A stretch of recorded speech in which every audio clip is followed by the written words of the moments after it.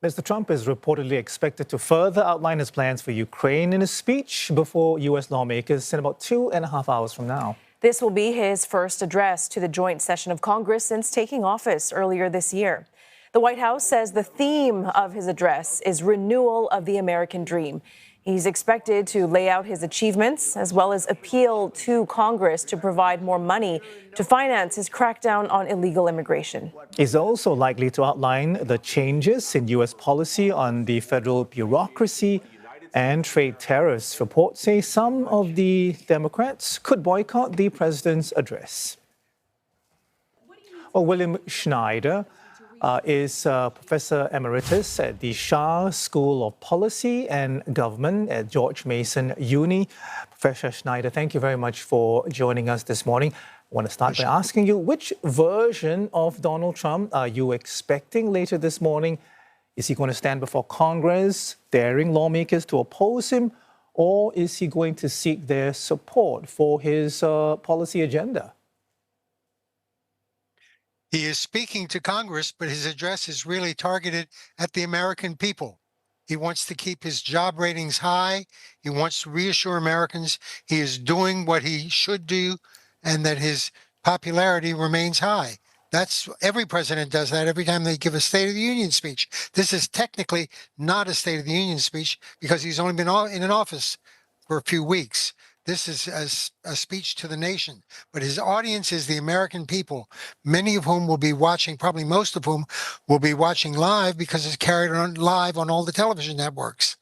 That's his real target here, not members of Congress. Members of Congress are deeply divided, and the American people are deeply divided over President Trump. About half like him, about half dislike him, and that's true of Congress as well. It's a deeply divided situation.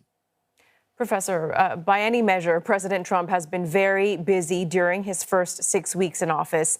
What do you expect him to tout as his biggest win? And how different would you say his second stint at the White House has been compared to his first? His biggest achievement that he's going to call attention to tonight is immigration.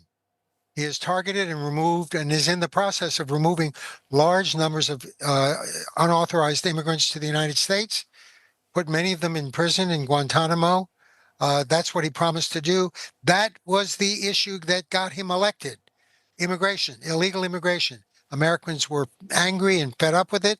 Even those who don't like President Trump think there are too many illegal immigrants in the United States, and that his main job is to do something about that. That's been true of the United States as well as Europe. So he's going to, I think, focus on what he's done about illegal immigration. Professor Schneider, 6 weeks or so into his presidency, and almost feels like Donald Trump thinks the best way to fix any crisis or any problem is to create another crisis. I mean, is he going to be doing that? Is that how he's going to govern for the next 200 weeks or so? Or is he just simply rushing through to make sure he gets his agenda out there, it's implemented before midterms? Well, he wants to put his agenda in place before midterms. Immigration is at the top of the agenda, but the biggest point on the agenda, which Americans are not happy about, is the economy. Any president who gets elected in this country today is expected to do one thing. The word is prosperity. If he provides prosperity, Americans are happy. Without prosperity, no matter what else he does, Americans are not going to be happy, and then they'll want a different president. Prosperity saved Bill Clinton during the Monica Lewinsky affair during his second term. He would never have gotten through that if the economy were not booming, and it has not really been booming since then. We've had a bad recession under President Bush in 2008.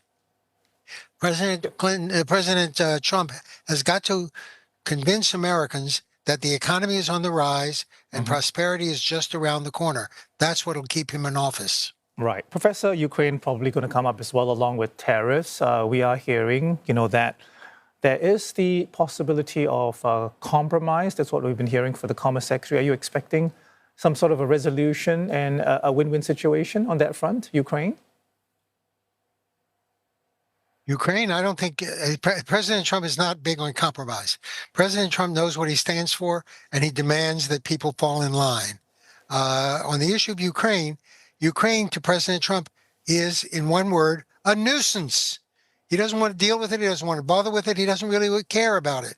It's a commitment that was made long before he took office, and he wants to just get it off the agenda.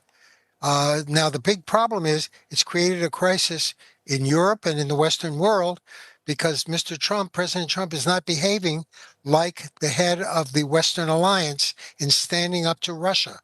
The whole point of the Western alliance is the United States will lead the way in resisting Russian aggression. Now, Ukraine is not a member of the European Union or NATO, but it has been attacked by Russia. And the allies in the West have been deeply distressed to see that Russia has attacked a neighbor, Ukraine, and the United States isn't really willing to do a great deal about it. It's cutting off aid. It may yet cut all aid off from Ukraine. So that's a big problem for the United States and it should be for President Trump. Only he regards Ukraine as nothing but a nuisance. He just wants to get it off the agenda. I want to talk about the tariffs now, Professor. The president has triggered trade wars with its three biggest partners, China, Canada, and Mexico. The Canadian Prime Minister calling the tariffs dumb policies that don't make sense. How is Mr. Trump going to defend his strategy to the American people tonight? Well, it's going to be rather difficult because what they see is prices likely to go up with tariffs. And it's kind of hard to make the argument that they're likely to bring prices down. That's what Americans are most worried about. The whole point of defending tariffs is that it'll bring more jobs to the United States because it'll make products from other countries more expensive, and therefore Americans can make those products more cheaply. I suppose the best outcome from Trump's point of view is if factories in Mexico and Canada relocate to the United States. Some of them are already doing that, so they won't have to charge tariffs on their products.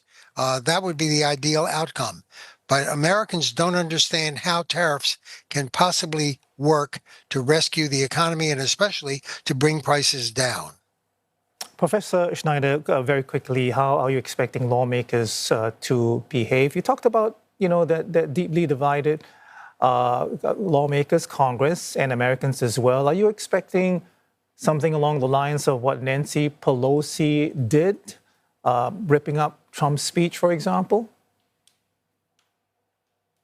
Well, I don't think the Speaker of the House is going to do that. He's a Republican. The Congress is intensely divided, and you're going to see a divided response to everything he says. Republicans will cheer and stand. Democrats will probably remain somber and sullen. I don't think there'll be any demonstrations against President Trump. They're more polite than that. But I don't think Democrats will respond with any enthusiasm. They're very dismayed to see all the firings. Tens of thousands of American civil servants have been fired. They don't like his policies. Democrats don't like anything he's doing. And you're going to see the American public divided in response to his remarks tonight. And you're going to witness Congress divided, a very divided response. Americans are split right down the middle over President Trump. All the polls indicate that. President Trump speaking live in just over 2 hours from now. We'll be watching that, as will you be. Thank you so much for your thoughts, Professor. That is William Schneider, Professor Emeritus at the Schar School of Policy and Government at George Mason University.